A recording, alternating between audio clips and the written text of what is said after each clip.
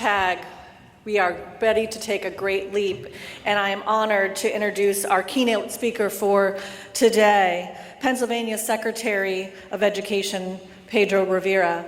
I had an opportunity to introduce myself to Secretary Rivera, and he asked if I was going to give his short version of his bio.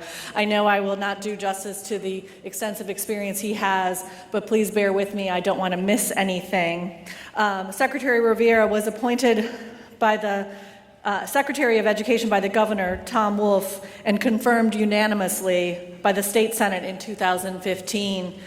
Currently, Secretary Rivera also serves as the President and of the Board of Directors of the Council of Chief State School Officers, a nonpartisan organization of public officials who head the State Department of Elementary and Secondary Education. As President, he focused on promoting equity in education and elevating the ways states can improve the conditions for learning for all students to have access to the supports they need in a successful classroom.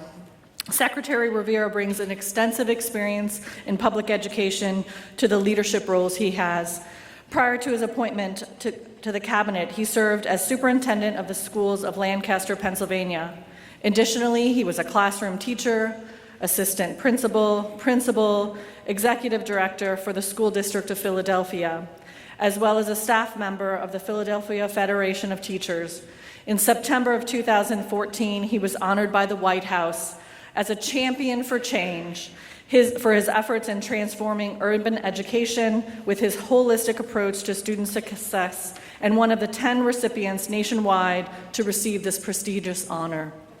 As Secretary of Education, he has traveled to the Commonwealth meeting with educators, administrators, and students on Schools That Teach tour, discussing priorities and needs, taking the insights back to Harrisburg. Under his leadership, the Pennsylvania Department of Education has engaged thousands of stakeholders, including educators, parents, policymakers, business and industry leaders, and higher education officials and advocates to inform the department's work on the issues like reforming graduation requirements and improving school accountability measures. Secretary Rivera has continuously shown his commitment to education equity. Rivera has also spearheaded the creation of the Superintendent's Academy, a first of its kind, a 2-year professional development program designed for district leaders serving in high poverty areas, urban, rural, across the state of Pennsylvania. After Secretary Rivera provides us examples of the Pennsylvania journey towards ensuring all students' needs are being met, we will welcome a panel to the stage on a conversation with the Pennsylvania stakeholders. The bios for those panel members will be on your phone. Please check those out. Secretary Rivera.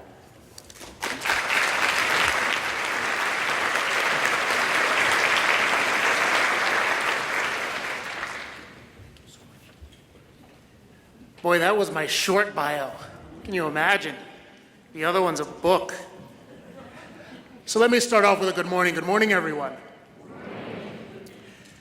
So I have to really take a moment and thank OSEP for inviting me to be here today and really, to share how much of an honor and a privilege it is to share my perspective, my journey, our story with a group of educators that have served communities all across the U.S. and beyond, a group of advocates who have advocated on behalf of kids, their own kids or the kids in their communities, and a group of policymakers that have really been responsible for providing the opportunities that impact millions upon millions of students across the United States. But more importantly, this is a great opportunity, taking some administrative privilege here, to spend some time and share some of the insights in the story of an amazing team. So I'm joined here by many of my colleagues in the Pennsylvania Department of Education, and as I share colleagues, not only those individuals that work within the department in Harrisburg, but our partners, our parents, our students, advocates, those individuals who help inform our work each and every day. So this is a great opportunity for me to stand up on the stage, because I like to share that I'm the guy on the podium. but I'm really just one of, the players that engage in amazing work. It's the work of people each and every day that set the conditions for learning for the students of the Commonwealth of Pennsylvania. So remember that everyone in here sets the conditions for learning for students and communities across the United States and beyond. So with that, let me say thank you. Thank you, because we know that even on a good day, education is hard work. Even when conditions are perfect, teachers in the classroom and administrators in the building and throughout the district, you have to engage, you have to be high energy each and every day, even when you're not feeling so great. You know that even on the perfect day, you have to be better prepared than you actually have to be when presenting a lesson to the students in front of you. We know even when conditions are perfect, you have to be equal parts practitioner, equal part researcher, and performance artist. We know that when kids are in front of you each and every day, they're going to call you out and really make life difficult for you when you're not 100%. So when you wake up in the morning and you take a deep breath and you start to consider what your day is going to look like, you know that each and every day in the classroom, in a school building, in an education community, you have to bring your all. And that's when conditions are perfect. And I know that many of the individuals in this room don't usually work under perfect conditions, because you wake up with the best intentions in mind. You wake up, with your plan, right? You spent a whole day, a whole week, maybe even a month, considering what you were going to do on a specific day. But we know that the best laid plans are only as good as surpassing that first obstacle. And sometimes that first obstacle could be within the first few minutes of school. So you have to adapt, you have to respond, you have to adjust, because you know that the responsibility you have in front of you each and every day is a responsibility that's beyond any other. I heard a quote one time that really captures this moment of education, actually this moment, of life and even parenting. It says, education, the days are long, but the years are short. And when you think back, and I get to, as Secretary of Ed, I get to visit schools and school districts all across the Commonwealth, and having been there a few years, I've been, to well over 150 schools. And really I've engaged with educators and listened to teachers and administrators and parents and students around what makes their educational experience and opportunities important and impactful to them. They share sometimes, stories that, maybe aren't the greatest examples of education and how we educate. They share stories that celebrate best practice. They always like to take a moment and share what's going on in their classrooms, in their communities, in their lives. And as I think back around, life being so short in terms of years, I realized something in practically each and every one of those visits. And that is, I wasn't as good of a teacher as I thought I was when I was in the classroom. Because if you really want to be humbled, visit classrooms today.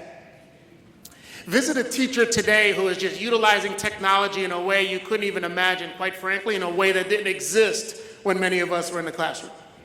Think about the specific needs of many of the kids coming into our classrooms and the families that populate our communities, and how we differentiate around the needs of every specific child.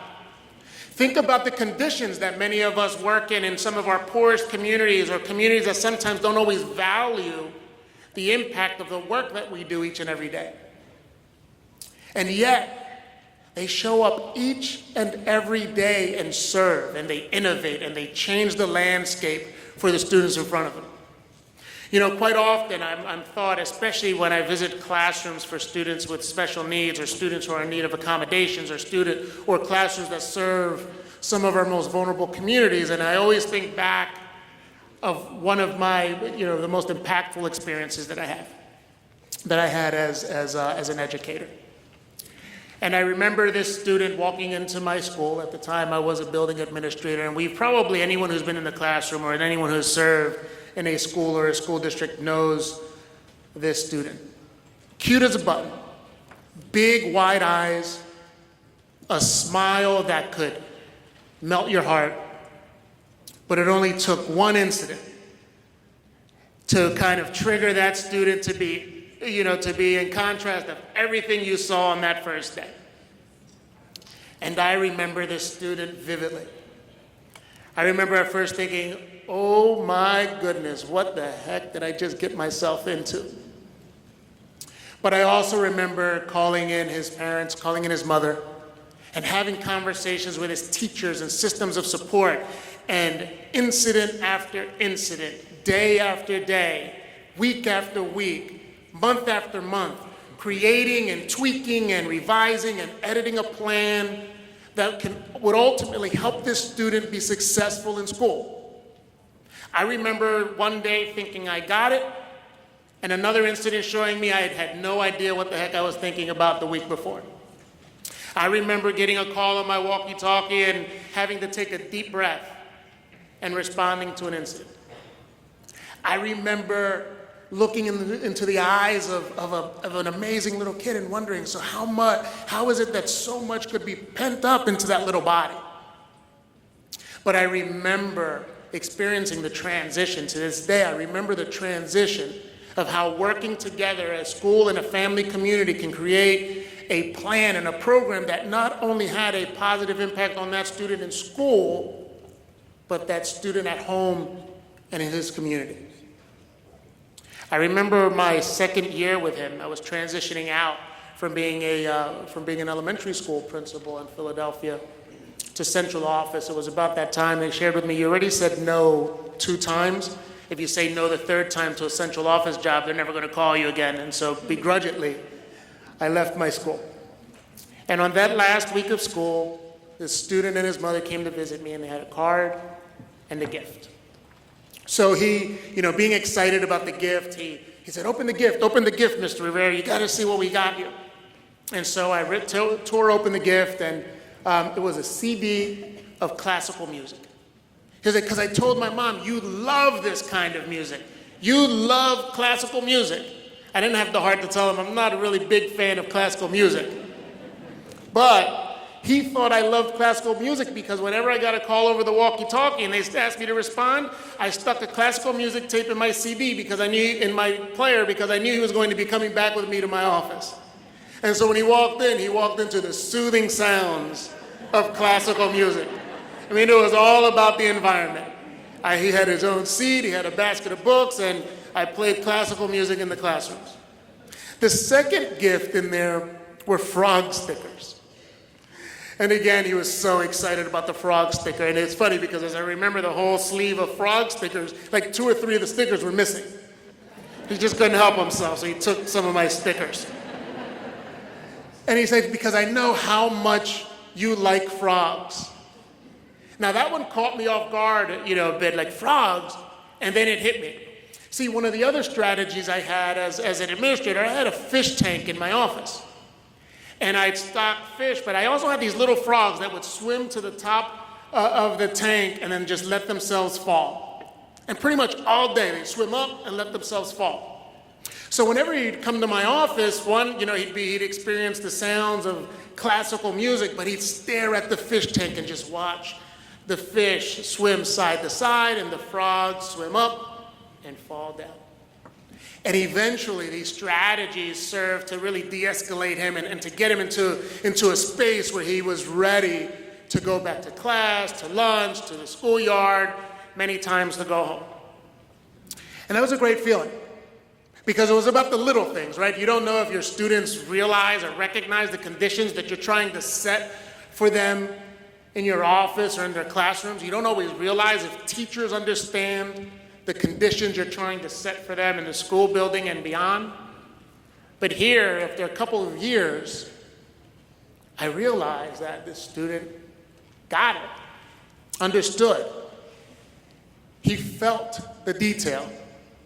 But it wasn't until after they left when, at the end of the day, I sat down and I decided, all right, now it's time to open the card that she had given me, because I learned earlier on, don't open cards in front of kids or families because sometimes it's difficult to keep your composure. So it was the end of the day, and I opened the card, and she was thanking me. She thanked me. But she didn't just thank me for helping her son, which, I kind of felt like I was going to read at the time. She thanked me for saving her family. She thanked the team for making a difference not only in the life of her son, but the life of her family. In this card, she explained to me that when we started providing intervention, she was at a point with having to come to grips as to whether or not she was going to give her son up, whether or not she was going to send him to live with family, whether or not she was going to let him go into the system because they had been visited, whether or not she was just going to give up as a whole. In this card, she explained to me that for the first time, she felt like she could buy good things at home because these de-escalation strategies that we worked together to implement kept him from breaking everything that he had at home. She realized that through this experience, she thanked me because she could work on her own relationship at home, because the family members who she was closest to would sometimes just leave and not come back for months.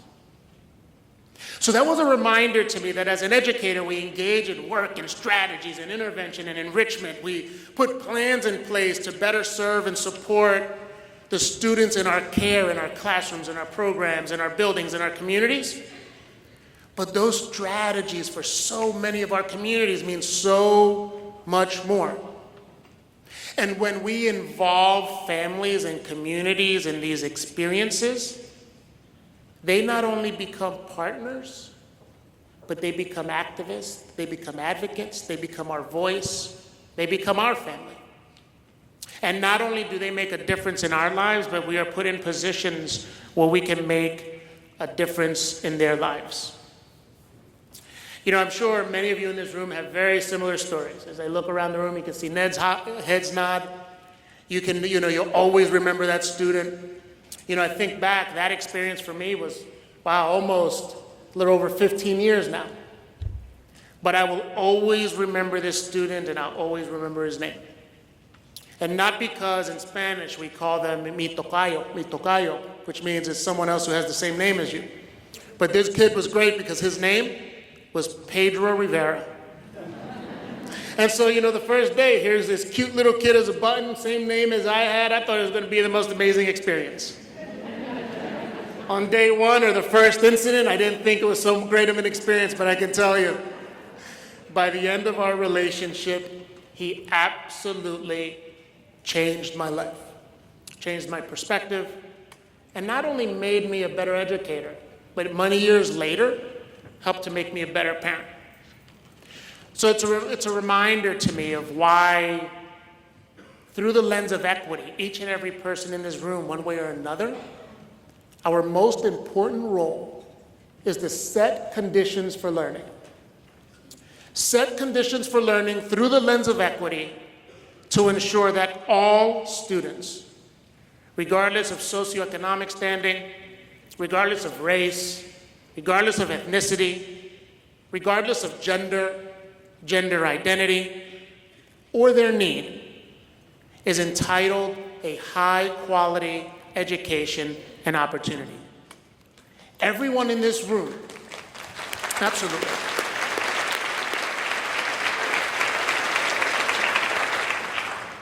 Everyone in this room is a voice for the voiceless. Everyone in this room is an advocate for folks that don't even know they need you.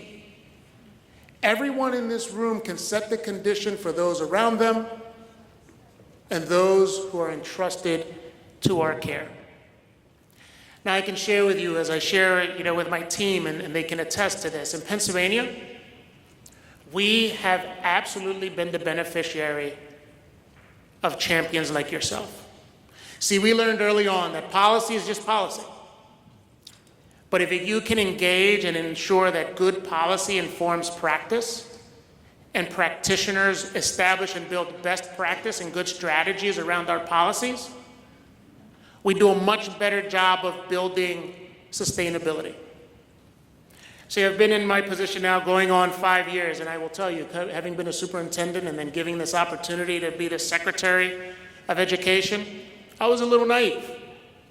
I thought in week one, I'd change our accountability system. By my second week, I'll deal with teacher certification. By my third week, I'll start to address, compliance and how we engage in that world. Within that fifth week, then I'd rest after having, accomplished and fixed the ills of the world. My first meeting with the General Assembly and my first meeting, with the advocacy groups, like a truck hit me. And I realized, I'm going to have to do a little more groundwork before I can change anything. So we did. We started to engage stakeholders and ask them, so what do you want us to focus on? How is your educational experience? How can we make a difference? And the next thing we knew, we were able to share that we met with thousands of educators.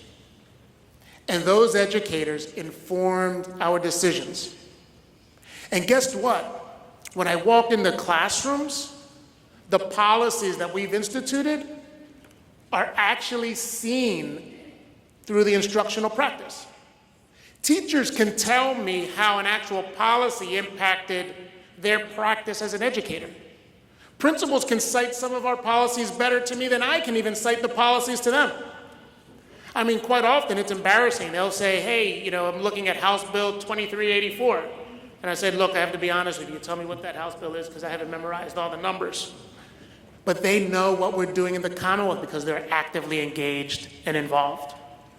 And over the course of the past few years, where at one time we weren't sure we were going to accomplish anything, we were able to adopt new graduation standards. We were able to adopt and codify into law in a bipartisan, bicameral manner, a basic education funding formula that took the needs of students and communities into account to distribute funding. We were able to adopt and implement Future Ready PA, which moved the reliance of school accountability from standardized test or high-stakes test to looking on measures that matter for educators, still focusing on accountability, but also understanding that student groups are important, and so is growth. But what I'm most proud of is we're also looking at on-track measures. What the research tells us ensures students graduate on time and are less likely to drop out. Third grade reading level attainment, seventh grade math level attainment, chronic absenteeism, English acquisition for English learners. Looking how we're meeting the needs of our students with special needs, both in documented IEPs and conditions for learning. We also started to identify what we call career readiness factors. How are we working to ensure all of our students are ready to participate in post-secondary options? Whether that's the workforce, industry certificate, 2-year degree, or 4-year degree. And as a result, the field responded, creating post-secondary programs for students with intellectual disabilities, creating training programs for students with physical disabilities, creating partnership programs for families who are incarcerated. You can walk into women's prisons right now, and you'll see a reading center for families so that mothers who are incarcerated can read with their child.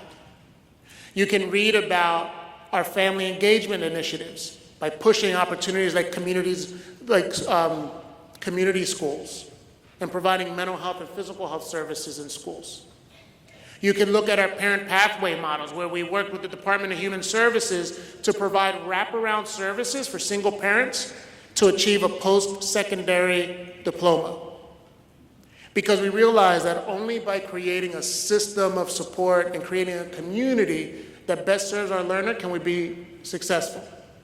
And only by engaging you can we ensure our policies and impact practice, and that practice is sustainable.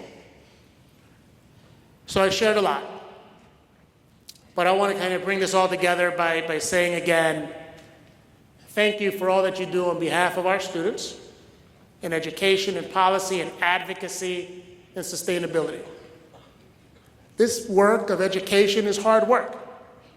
I know it, you know it, and most of the members of our community know it.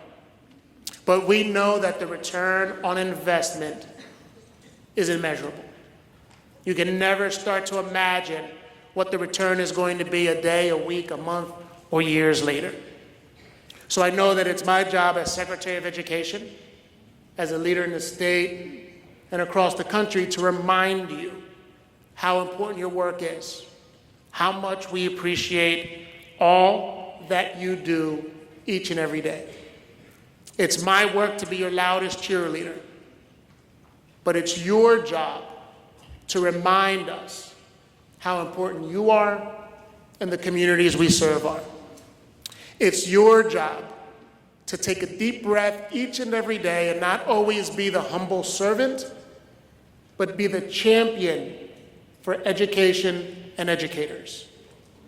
It's your job to recognize the fact that you are the one true occupation that is preparing the next generation learner, the next generation workforce, the next generation leader.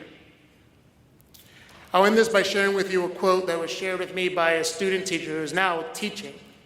But it really hit home when she shared with me through a post. She said, I'm proud to become a teacher because it is the occupation that creates all other occupations.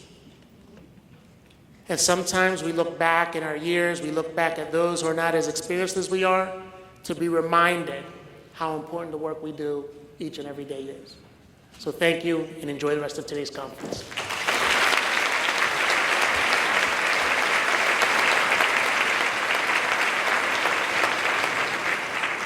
Wow. Thank you, Secretary Rivera. And now we're going to take this opportunity to invite the other Pennsylvania stakeholders to the stage to engage in a conversation with Secretary Rivera. First, we have Carl Beck. He is the Director of the Bureau of Early Intervention Services and Family Supports. Patricia Hosel, the Interim Director of the Bureau of Special Education, and both from the Pennsylvania Department of Education. They are joined as well by Cecilia Lee, a parent member of the Special Education Advisory Panel. Thank you.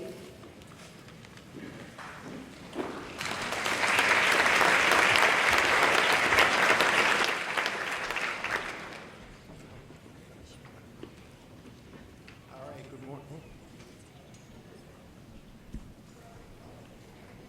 Okay, it's on. All right. So Pennsylvania, my name's Carl Beck, and I do work with, as I was pointed out, I'm the 619 coordinator and the Part C coordinator for Pennsylvania, as well as the McVie and Home Visiting Funded Services. And our office is the Office of Child Development and Early Learning, and it sits between the Department of Human Services and the Department of Education. And our first question for you, Secretary Rivera, as Pennsylvania has an integrated infrastructure with early learning and K-12, there are good relationships between both the Departments of Education and Human Services.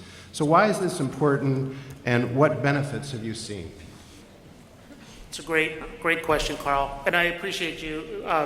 Since you had me on the spot here, you could have asked me any question and I'd have to respond. I think first and foremost, and so, as I shared earlier, I get to be the guy up on the podium and kind of share our story, but this really is the culmination in the work of an amazing team at the Department of Education, and Carl, of course, being an integral member of that team. But, really quickly, as we discuss integrated services in the Department of Education, and in, one case, for example, our Office of Early Child Development and Early Learning, OCDAL, we understand that by sharing this partnership with the Department of Human Services, it gives us certain advantages and opportunities. First, is the simple one. You can share and braid funding whenever possible. It's really interesting in state government and, government and organizations in general. There's never enough funding to do everything that you want to do. However, when you start to break down systemic barriers and meet and discuss with your colleagues, you'll start to realize that there's sometimes, some redundancy in terms of how we're serving the broader community.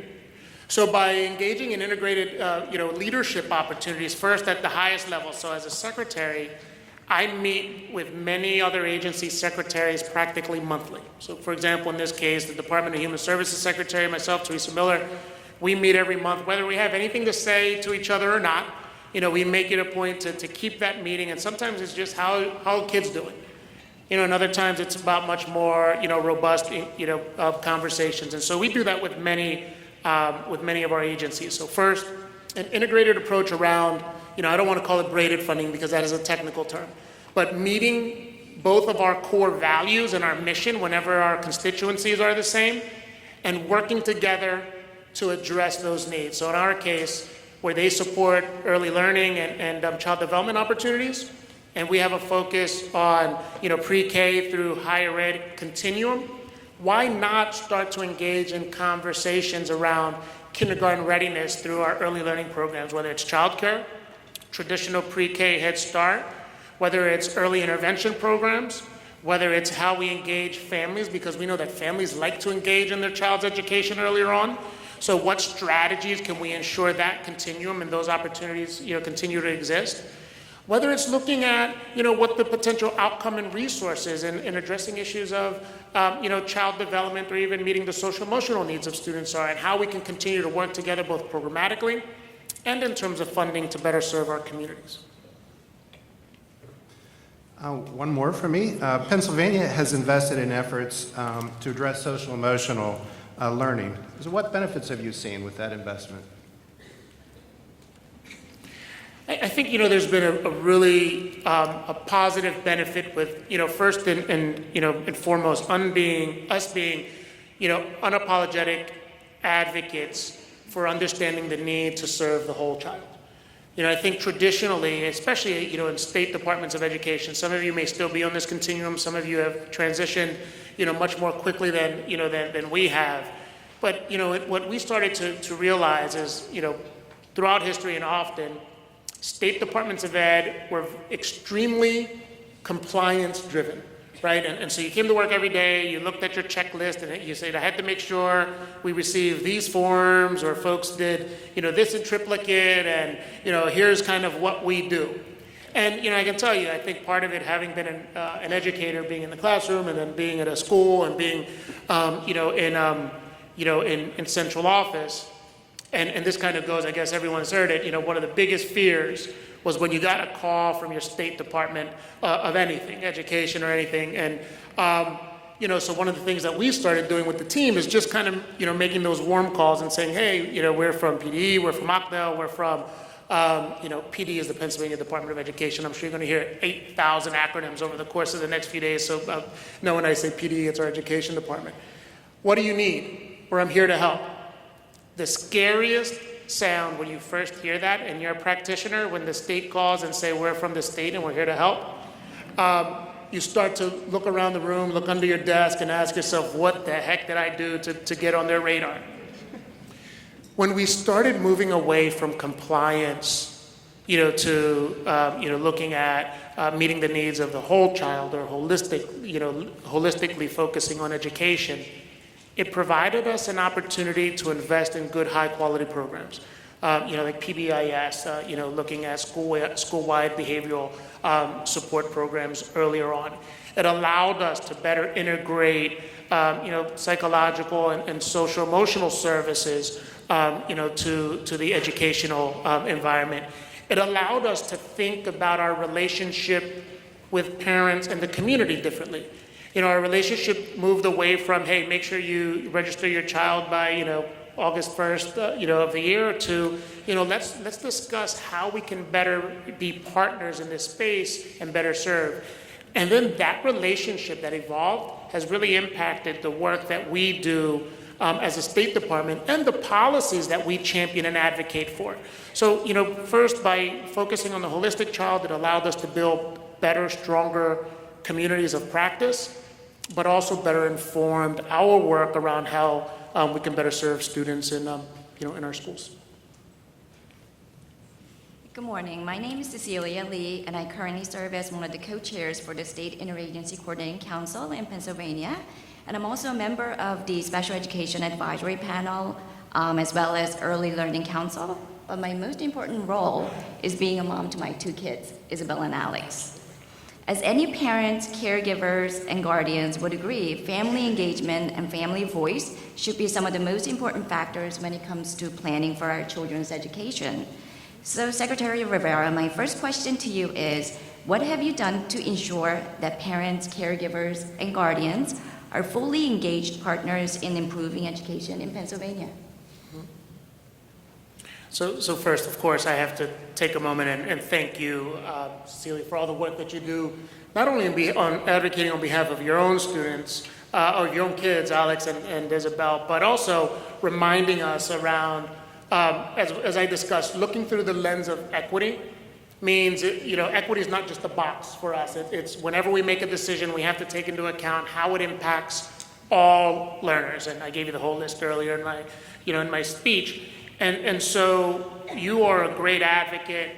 We meet regularly, we have conversation, and enough that Isabel has introduced me to K-pop. So I now know what that is. So I had to check that out because she did a report on.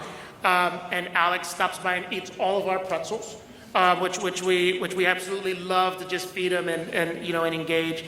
But so while we're having those conversations, your experience as a parent, to inform us around what's happening in school, what's happening in the classroom, what some of the look-fors are. I can still recall the conversation you and I had about math. And Alex surprised everyone in the classroom by doing a really intensive algebraic equation that no one ever taught him. So although Alex's affect may always be, might be one that he doesn't seem like he's being engaged, but he was absorbing everything that was going on in the classroom. And you showed me that math problem that Alex worked through the process and was correct, and it was something that the teacher had never been explicit in teaching him, was a big reminder to us around how we create these environments for learning for all students in the classroom, whether it's specific and intentional, or the unintentional experiences that students have. So those stories from parents, as I visit communities throughout the Commonwealth and meet with parents, or they come and they visit with us, is a reminder to us that first, when we create policies like Future Ready PA, we were intentional to say we have to focus on every student group. When we looked at our graduation standards, providing multiple pathways to success, so what we call college, career, and community ready. So to make sure that we have indicators that ensure every single one of our students and their families sees a pathway to success through their education system. When we partner with other agencies, how does labor and industry, through our governor has an Employment First initiative, his executive order, and that's about employing as many Commonwealth residents as we can across across Pennsylvania. And we are very intentional around how do we train and prepare students who have intellectual disabilities, students who have physical disabilities, families who serve students with disabilities. How do we provide pathways for them to be successful? I can't even pretend to know, I know what many disabilities are, in terms of, over my life experiences, but I couldn't fully capture the needs of all of our kids if it wasn't through both the formal and informal conversations we have with our families. And that practice has made us a better, more articulate team. Thank you so much. And I have to let you know that, because of those pretzels, your office is Alex's favorite place in the whole state to visit.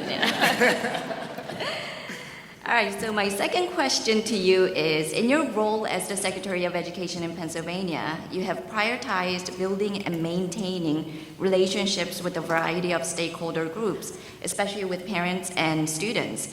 Can you share a bit about why this is a priority for you and should be for others?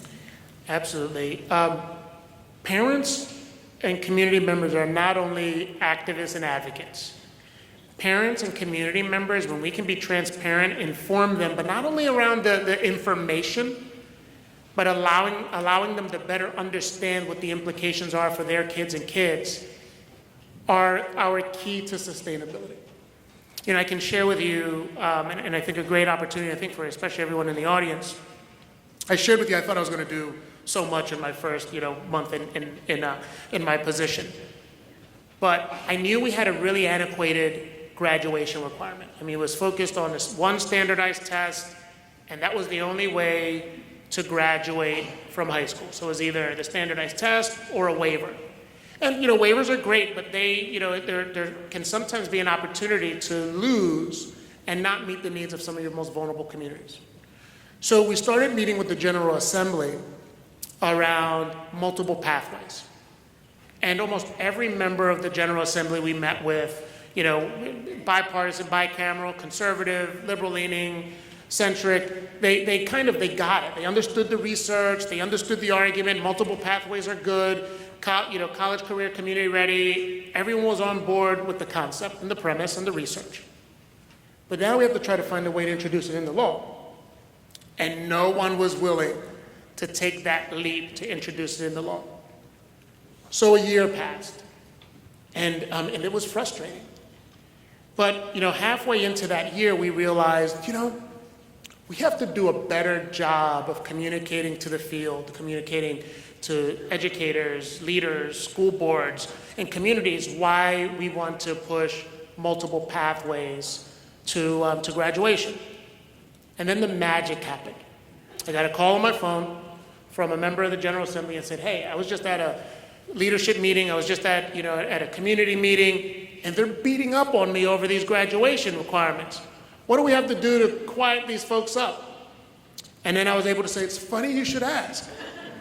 We have this, whole executive summary, waiting for you to kind of share. Now, I didn't want to say I had this conversation with you 6 months ago, but nonetheless, it was a brand new conversation. It's funny you should ask.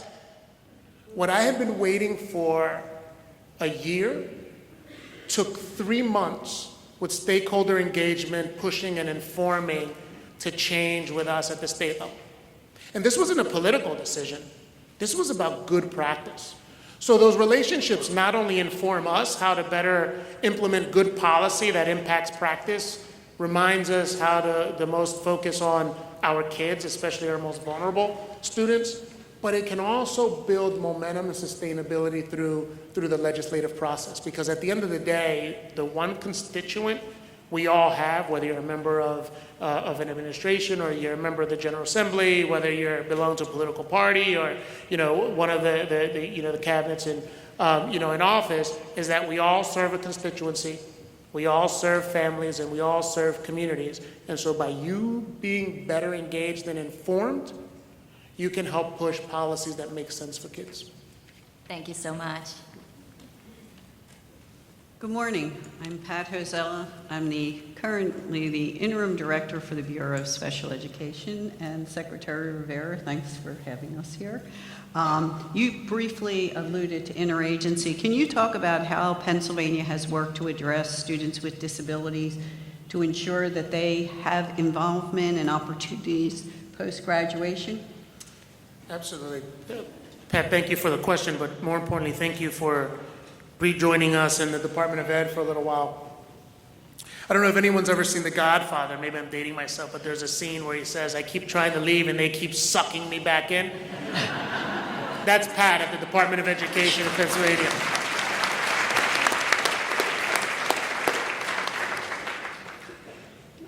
We know she's always a cell phone call away. She doesn't always answer, but we'll keep trying. I think, first and foremost, and I shared a little earlier, but cross-agency collaboration, especially when serving students, with special students with significant students, students with needs is absolutely the key. And if you're not already doing this, I think this is an opportunity for me to really push one extremely important message. There are many agencies, I'll speak for state government. There are many agencies in state government that have shared goals and constituency. And students or citizens, with disabilities, whether they're intellectual disabilities, whether they're physical disabilities, whether, they're cognitive and non-cognitive needs, are absolutely a part of our community that many of our agencies are trying to serve. And I like to say we're in a great place because we have a system, we have partners that engage with those students and their families practically as early in their life as we can, in partnership and with the exception in some cases of the Department of Human Services. But we also have access to partner with them, throughout, a major, portion of their lives. So I'll share with you some examples around how interagency collaboration can really have a positive impact on our students being college, career, and community ready. In working with the Department of Labor and Industry, we realized they have some funding, to fill some of the, some underrepresented high-need workforce options. We were able to realize that many of the adult basic education or adult learning programs out of L&I don't always align to an industry need or an industry certificate. So we've worked together to use our industry standards to align based on geographic need job training programs that will allow students who historically or adults who historically hadn't had access to that level of service to training and opportunities that will prepare them to be at least livable wage or gainfully employed in their communities. We've also engaged with many of those partners to create settings by which many of our students are not only learning how to navigate through the workforce, but in many cases how to navigate through life. We started supporting programs with both DHS, and I visited a couple programs by which I learned the importance of when I was a superintendent. And one of my colleagues is here that, by which she and I got to, engage in this together, where we built a lab. And the lab was an apartment. And the apartment was run by an amazing educator, the most patient. If there's anyone who has a direct path to sainthood, it's this teacher in the lab, in the apartment lab. Because a group of students came to the lab every day, and she'd teach them life skills. How do you live on your own? How do you live in an apartment? But here's kind of where the patience comes in. She taught them to read a bus schedule. And she said, we're going to take the bus and go to the mall. We're going to get froyo. We're going to, your job placement. And so the students were responsible for reading the bus schedule and navigating their day. Now, there were many times, even one time when I was visiting, the students were looking at the bus schedule and said, all right, the bus leaves at 1:20. Let's leave at 1:19. And I shake my head and say, this is not going to work. It's a 5 to 10 minute walk to the bus schedule. And I looked at the teacher, and the teacher was like, gave me the look like, you better not say a thing. I'll cut your legs out from under you. And we navigated, and guess what? The students were late for the bus and had to wait for the next bus. For me, it was an absolute exercise in craziness. For her, it was a learning experience. But they learned their lesson. And they didn't do that once or twice or 3 times. This would happen, probably often as the students had to kind of build the muscle memory around, the needs to engage, a bus schedule or a life schedule or, making it to work on time and learning, and in cases learning a skill. But I will tell you, I absolutely fell in love with that program. We'd have Thanksgiving dinner together, I'd visit for, over Christmas, and we engaged. So at the state level, when we started to see programs like this in partnership with the Department of Human Services, I was able to advocate on the impact of this type of opportunity and remind folks that when you go visit this program, it is not a sexy-looking program. It can be frustrating at times. You can wonder, what are we doing in here? But I realized that the 10, 15 kids that are entrusted to that teacher's care, we are changing lives. And so by taking those experiences and partnering with other agencies, we can influence their decision-making to provide opportunities for some of our most vulnerable learners and vulnerable populations. And realize that on the surface, it's not like visiting NASA in some cases or seeing some of the most state-of-the-art technology, but it's about intentional instruction and intentional opportunities and experiences that ultimately prepare students to be successful and sufficient. So I think, there are a million opportunities, and it's not only DHS, but look at your Department of Human Services, look at Labor and Industry, look at Economic Development. The Department of Corrections and the Department of Education in Pennsylvania have an amazing partnership, because we realize that if we want to reduce the recidivism rate, we have to focus on the holistic needs of students when they're in or out of the system. You can look at almost any agency, identify one of their core values or one of their goals, and find where it aligns to yours, and work together and have a conversation around how can you create a win-win relationship with those folks. Thank you, and that's the perfect segue into the next question, which is, Pennsylvania, if you can talk about how we're working to align ESSA with our SSIP, the Systemic State Improvement Plan, and the coordinated approach we're taking when we're differentiating technical assistance to the LEAs that need assistance. Well, one of the things that the team has done as we're looking at technical support and instructional support and coaching is we realize that, I shared earlier, the greatest role of a state department, a state agency, is to create the conditions for learning for practitioners in the field. So I think one of the areas that we've been focused on is getting coaches and coaching support locally, so that those individuals can not only provide technical assistance, coaching support, and articulate what the needs and the vision of the department are, but they can do so having already established a relationship. I joked earlier, and everyone knows the joke, hi, I'm from the government, I'm here to help. That doesn't work. I mean, it's a joke, but everyone's always leery. You have to first work to build a relationship and to be intentional around your expectations, your goals, and what you're there to do and how you're there to serve.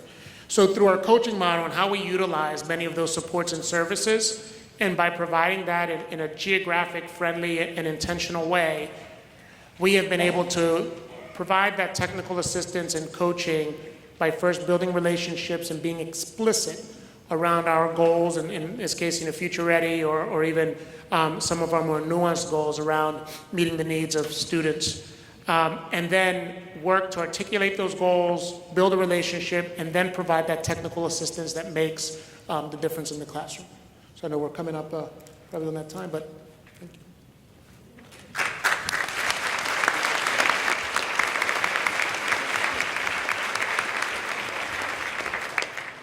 Thank you so much, Secretary Rivera, Carl, Cecilia, and Patricia. You have given us a lot to think about and certainly set the tone for this year's conference. Great job. Thank you again.